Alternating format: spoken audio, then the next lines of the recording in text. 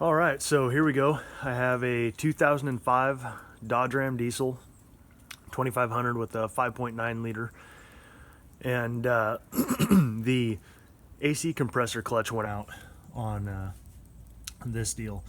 And I've had the system evac'd. You got to have that done. Take it to a shop.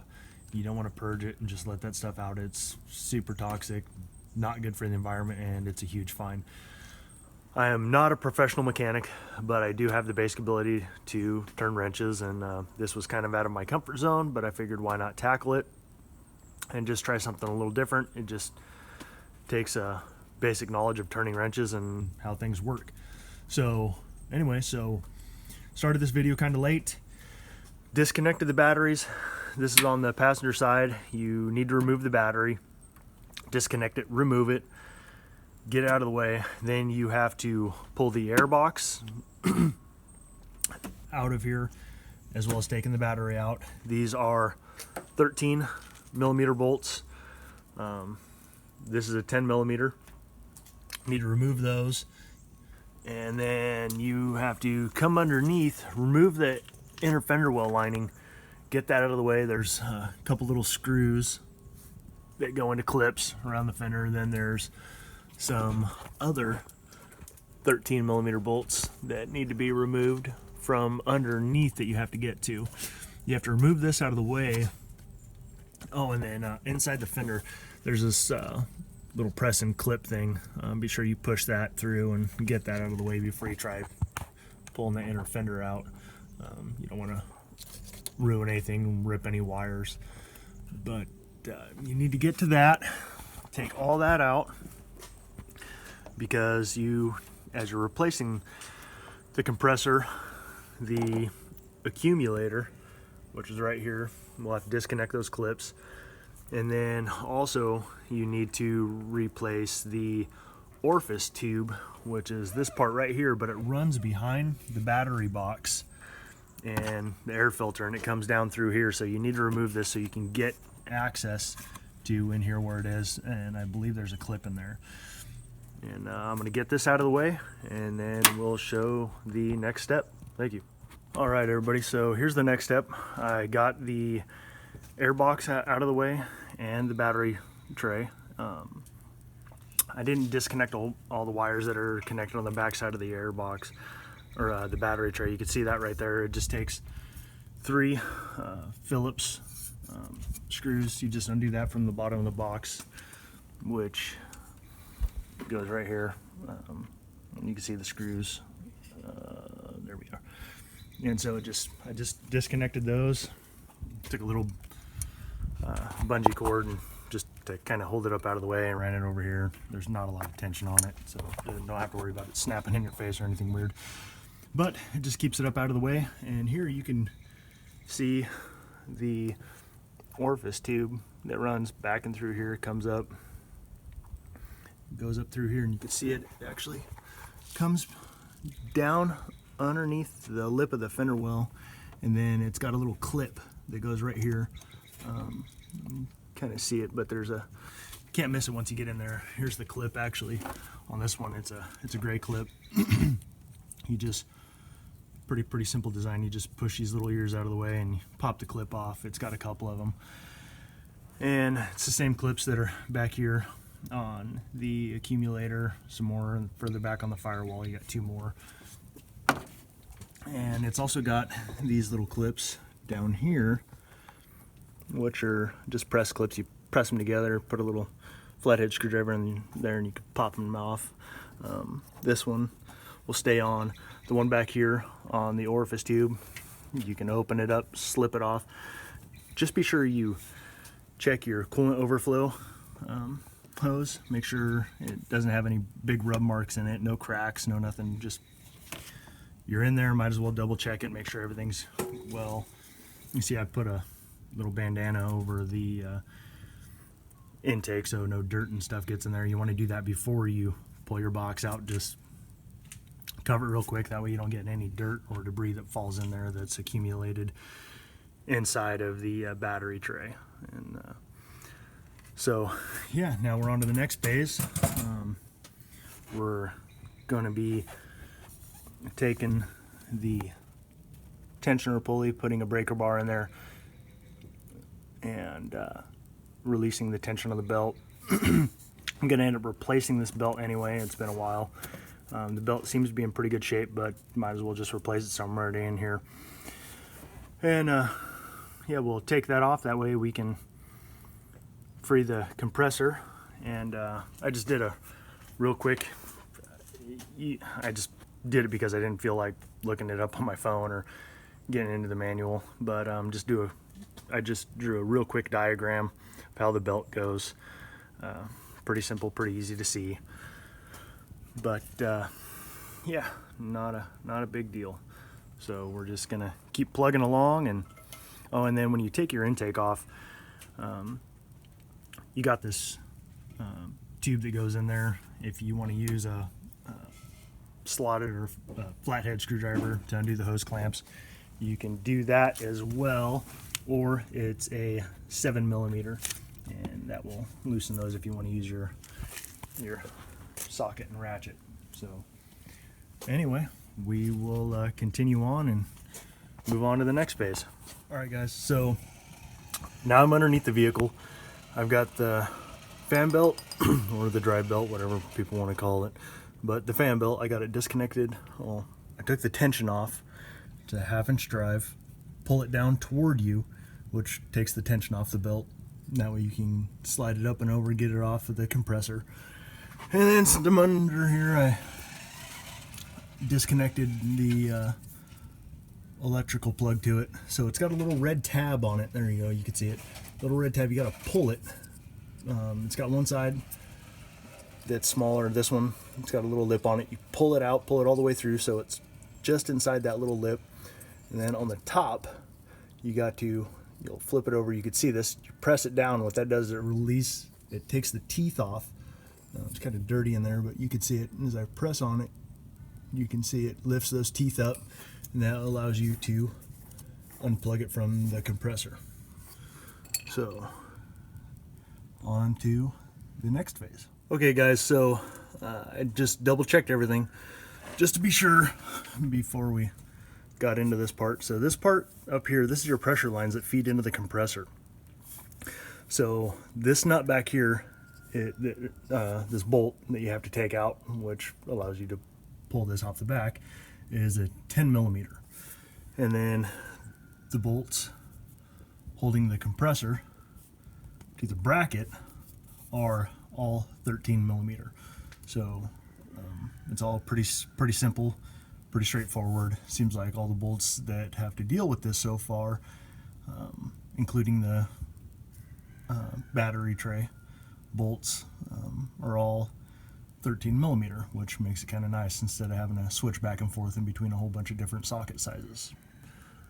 So we're going to get this all disconnected, and then I will move on to the next phase. All right, so got the compressor out, and this is that piece that I was telling you, it goes onto the back, that's held on by the 10mm bolt that goes through there.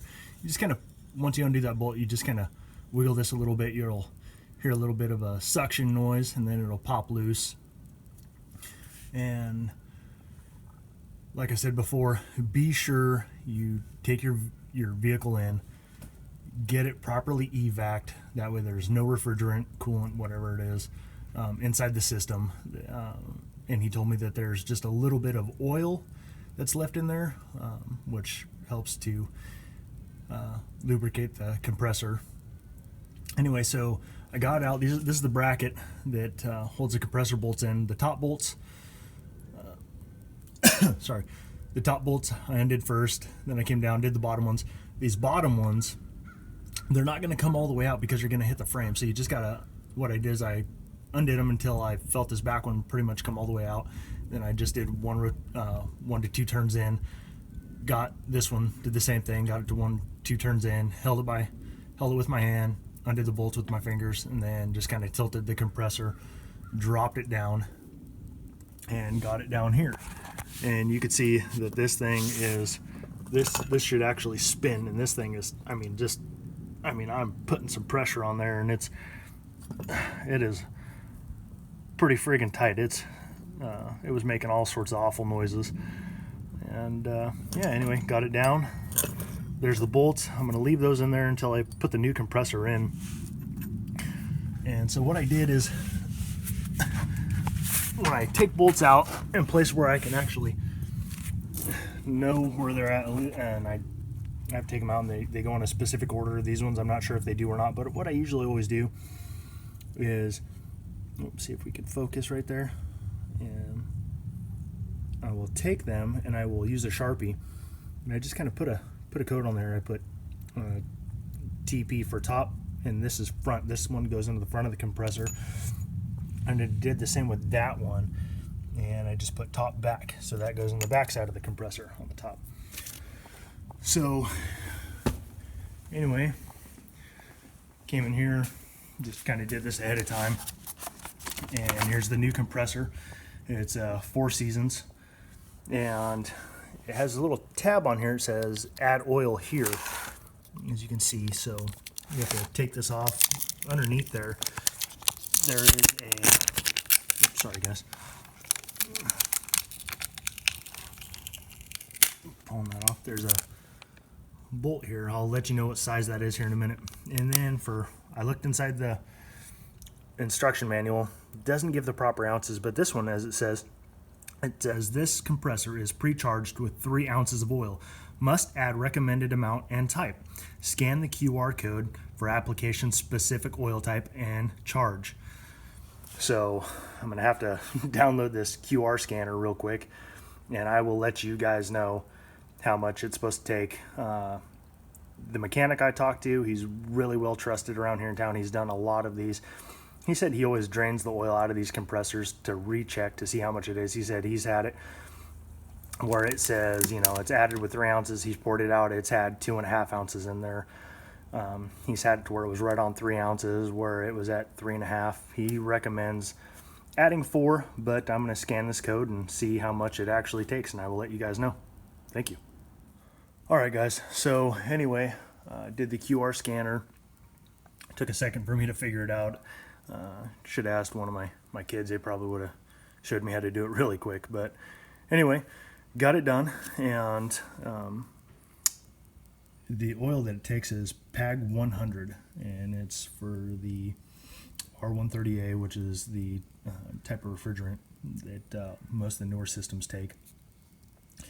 And so I looked it all up, and it takes 6 ounces total. So here's the seals for it. But anyway, that way I just kind of have everything ready. I'm not jumping ahead and pouring the oil in there and getting it all installed. First, what you got to do is I got to remove that orifice tube. I'm gonna get that all disconnected, and then figure out a way to flush the system. I'm going to disconnect that. I got to remove the accumulator, and then inside the firewall is the dryer system. I don't have a tool for it, but what the mechanic told me is that you could take a funnel, figure out a way to get that flush in there, and he told me that the flush that he uses, and I will show that here in a minute, is one of the better ones that he's used. The other ones leave a type of film or oily, like a kind of a residue behind, which he doesn't like. And he said he's found more issues with that, so he uses this type, and I will show you guys. Actually, yeah, I'll show you guys that here in a minute when I get ready to flush this whole system. So for right now, I disconnected that one little clip I told you guys about. I'm going to remove that because that clip right there holds the coolant overflow tube to the orifice tube, which is this one right here, and it goes into the firewall, which back there is the dryer. I'm going to get all this disconnected. The bolts that are back there that hold the accumulator on are 10 millimeter as well. I checked that, so I'm going to get all this done. I'm going to disconnect all these hoses, get that removed, and what he told me is that he will check the ounces that are inside the compressor. He will add the PAG 100 to the proper amount to make it what it needs to be, and He did. He told me anywhere from 4 to 6 ounces, but he was having a hard time remembering for what compressor, but he said you'll be able to find it out. So I did. It takes 6 ounces total, and then what he does is he puts it to the recommended dosage for the compressor, and he said you be sure you don't go overboard and add more, thinking more is better, because you also got to add oil to the accumulator. And he said just a splash to the orifice tube, just a tiny bit, to get it through there. He said he kind of just tips it up, lets it run through there. Be sure you lubricate all the seals with a little bit of the, he said just kind of dip your finger in there, oil up the seals, get those installed, and then put it all back together. But he recommends adding about 4 ounces, he said roughly 4 ounces, to the accumulator. And then if he needs to, when he goes to recharge the system, he could add a little bit more if need be. But anyway, I will get this going, and we will move on to the next step and figure out how to get this system flushed and what I need to do. He said, you know, you pour a little bit in there and then you use compressed air, which I have a compressor and a nozzle, so put it in there. He said usually you can take an old water bottle or whatever, put it on the end of it, and use a compressed air to press this stuff through. You want to be sure that your compressor is doesn't have any moisture in it, so you want to be sure you drain it really well, fire it up, let it build up air pressure, shut it off just a little bit, and then drain it again to try to get all of that moisture out of there. You want as much out of it as possible. So anyway, we will get that going and move on to the next phase. Thank you. All right, guys, so here we are. We're getting ready to pull these lines apart. One thing I need to mention is that you need to go buy some of these. They because inside these little caps there's a spring that runs around there on each one of these, and that locks in the clip to hold these lines together. You are not going to be able to force them apart. If you do, you're going to end up messing a lot of stuff up. So it's better just to go buy these. I think I paid $25 with with the tax and all that. You can find them a lot cheaper. I needed them now. They sell other ones too, some that are just they kind of look like this white one that doesn't have this little handle on there. Same concept. They expand, they pull apart, they snap on there. They sell some really cheap ones, all the way down to like $5. You can buy them individually. This has all 6 sizes. The other ones that I was looking at, they were $12. They're just the round clip.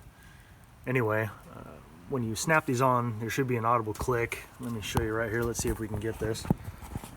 I'm gonna put this line on here. So this piece slides up into there. You just kind of expand it, slides on into there, and you just press it in there.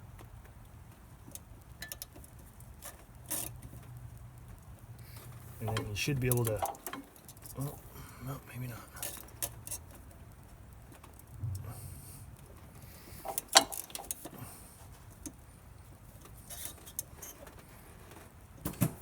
Okay, and then you'll be able to just wiggle that line out, and there it is. You just take them off and move on to the next one. So that's kind of how they work, and yeah, we'll just keep plugging along. You need to disconnect all of them. That was on the accumulator, and then I need to get the ones on the firewall, and also the one on the orifice tube that's down here. Need to disconnect that one. Once I get those lines disconnected, then we can begin the process of figuring out how to flush this system. All right, well, I'm going to get these lines disconnected, and we will move on to the next phase.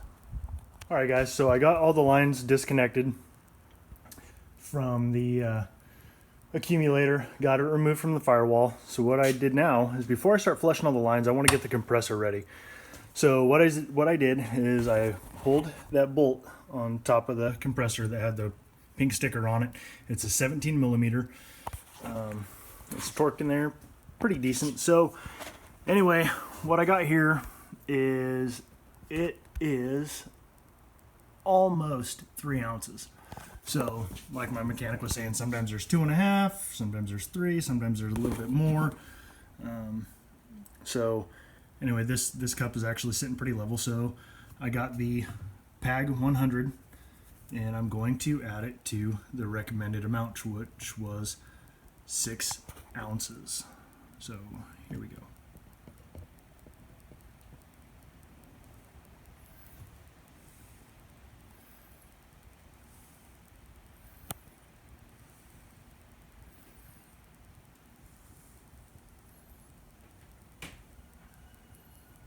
There it is. So there we go. Anyway, all right, I will get this poured back in the compressor, and then we will move on to the next, which is flushing out the lines with the flush. And there's the flush, and so it comes in a big bottle. It's pretty cheap. It was only like 12 bucks, and it's 32 fluid ounces.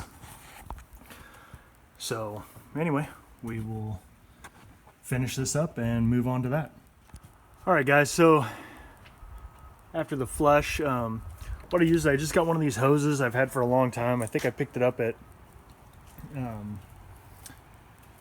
Kragen, I believe, and just took the nozzle out of it. Anyway, it fits inside of the larger part of the orifice tube, or excuse me, not the orifice tube, but the inlet going into the dryer. That's what you want to flush. I'm kind of pointing to it there. It's kind of hard to see. But anyway, it slides right in there. I slid it back almost all the way. I also cleaned this out very, very well. And poured the, you just kind of slide up in there. I tilted it up and poured the flush in there. Used my compressor to force the flush through. And I did that about 3 times. I was getting fine contaminants out of it with each time, and I did it the last one. It ran perfectly clear, so I just continued to blow it out with the compressor. The compressor I have, it's already put away, but anyway, I've got a water air separator on it, plus I've drained it so as best as I could. It's going to get vacuumed out anyway once I'm all done. But I installed the new accumulator. I poured, I believe it was almost 3 ounces of oil in it, and just a little bit inside the orifice tube. I got the new orifice tube installed. It's all hooked up. That's kind of fun to get in there. You got to finagle it a little bit and I had to bend this part just a tiny bit, not much. Anyway, got it all hooked in. Replaced the new seals as well. The kit comes with new seals, and actually they gave me extras, which is kind of nice. So, and you'll see the seals when you pull it all apart. Replace them, add just a dab of that PAG 100 oil to the new seals, just to get them lubricated really well. It helps them to keep from drying out, and it makes it easier to snap in there. And for later on, they snap out easier. But anyway, so the clips, as I forgot to mention, the orifice tube clips are gray, and which I have one right here. And so that's for the orifice tube, and that's the one that goes to the firewall. The ones that snap onto the accumulator are black, which matches the accumulator. So that makes it kind of nice. But I also flushed out this hose really well. It goes down to the compressor, and I flushed that out. I just poured it in there, and I had a little hose hooked to the bottom, and it went into just a water bottle that I put a vent in, and then I just continued to flush it. There wasn't any contaminants in that, and that's about it. So now I'm getting everything installed, and I'm going to hook up that hose, and I'm going to lubricate those O-rings really well, just using some of the leftover PAG oil, and then I'll install the compressor and get that all set up, and then we will continue on from there. All right, so I got the new compressor bolted in, and you remember that I saved the bolts out of the old compressor. You got to slide them into the new compressor on the bottom to get those in, because the frame's going to be in the way. And remember the 13 millimeter. Another thing I wanted to point out real quick before I get all this hooked up is that on the back of the compressor, they have this plate here with a nut in it, a little rubber gasket. Keeps contaminants from going in to the compressor and also from oil leaking out. But this is part of the hose that are going to bolt into the back. There's that 10 millimeter bolt that goes through here, and it goes into right here. But one thing that you got to remember to do is take the old seals off, which I have right there, and install the new ones. Put those on there. Always replace your seals. That way you always have a fresh seal, a good seal, and one that hasn't possibly been cracked or torn or boogered up in the process of removing something. So be sure you wipe that off really, really well, this piece, and then slide your new seals on. Get it up out of the way, remove the bolt, and this will snap in. It'll just kind of press in there and then bolt it up tight, and then after that we'll get it plugged in with the new plug that's up on the top, and we will move on to the next phase. Alright, so here we go. We're in the final stages of putting it all back together. I got all the lines put back in, snapped back in. I got all the clips on, as you can see. Got everything all snapped back where it's supposed to be. And as I mentioned in the beginning of the video, I'm going to replace the belt. I already got the old belt off, and to take it on, take off the old belt, put on the new belt. All you got to do is you got to fish it down the side like I have here. I've done a couple of these. They're not that hard. It looks kind of intimidating. It looks like you got to take the fan off and all that, but you don't. And all you got to do is fish it down the side, get it down there toward the bottom on the crank pulley, and then you loop it around that. And then once you get that on, all you got to do is you got to take the lower portion of the belt and feed it back behind the tensioner, back through here. You can use a wrench or your breaker bar or ratchet, bend that down, and then you can slide it up underneath that, and then you just feed it through. There's a lot of diagrams on Google, and also, as I showed you before, I was already there, so I just went ahead and drew my own diagram. But anyway, I'm gonna get that going, and then we will show you what it's like when it's all done and put back together, and we'll just move on to the next step from here. All right, thank you. All right, guys, so we're down to the last and final step of everything. We got the intake box back in, the air filter in, or the cleaner box, and then got it all hooked up. Those are 7 millimeter, and anyway, got the battery hooked up. So one of the last and final steps is to install the inner fender well. These are all 8 millimeter bolts to get them back in there. And there's the new compressor, the fan belt's on, and be sure when you put your inner fender back on that snap that little guy back in. It'll be on the back side. There's a hole for it. You can't see it, or you can see it. It's this one right here, this little bitty one. But after that, it is to take it to the shop, have them hook the vacuum onto it, and to pull all the moisture from the lines, and then to recharge it. So anyway, thanks for watching. Thanks for putting up with me and taking this little adventure, and hope you guys have a good day.